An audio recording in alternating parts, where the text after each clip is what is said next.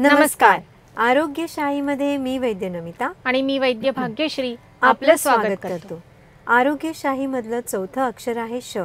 श आहे शास्त्राचा, भारतीय विज्ञानातील निरनिराळ्या संकल्पना जाणून घेण्याचा.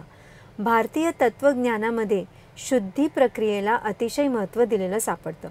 अगदी सापाचं विषसुद्धा शुद्ध करून घेतलं तर औषधाप्रमाणे उपयोगी पडू शकतं.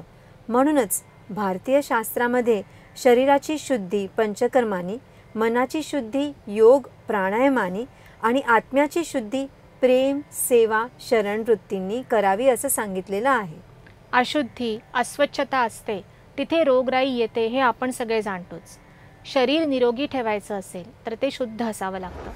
दीपावलीच्या निमित्ताने घराची साफसफाई केली की आपल्याला समजतं की जरी आपण रोज झाडू काढत असलो, प्रत्येक खोली अगदी पुसून घेत असलो, तरी बेडच्या खाली, कपाटाच्या मागे, कानाकोपऱ्यामध्ये कितीतरी कचरा साठलेला असतो. आपल्या शरीरातही तसंच असतं. रोजच्या रोज पोट साफ होत असलं, घाम येत असला, लघवीला व्यवस्थित होत असं वाटत असलं तरी त्यातून 100% शरीर शुद्धी होत नाही.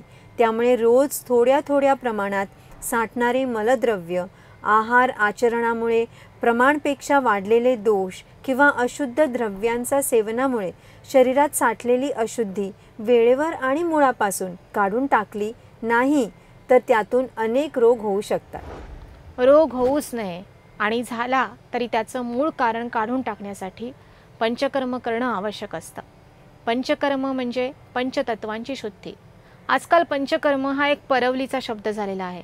प्रत्येक लेनमध्ये 2-3 पंचकर्माची सेंटर्स असली तरी शास्त्रशुद्ध पंचकर्म, विशेषतः वमन, विरेचन, बस्ती या शरीरातील प्रत्येक पेशी शुद्ध करणाऱ्या प्रक्रिया निसर्गाच्या सान्निध्यात आणि स्वतःसाठी संपूर्ण वेळ देऊन करायच्या असतात.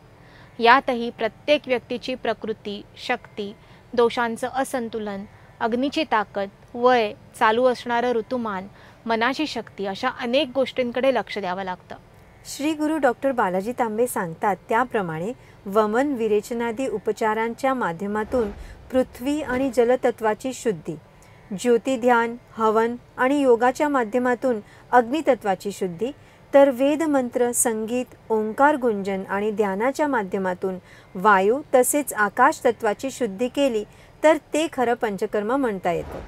आयुर्वेदात सांगितल्याप्रमाणे अशा पंचकर्मामुळे व्यक्तीची कांती उजळते, मन, इंद्रिय आणि बुद्धी निर्मळ होतात, प्रसन्न होतात, शरीरशक्ती वाढते, अपत्यप्राप्ती होते, मैथुनशक्ती वाढते, म्हातारपण उशिरा येतं आणि रोगविरहित दीर्घ आयुष्याचा लाभ होतो.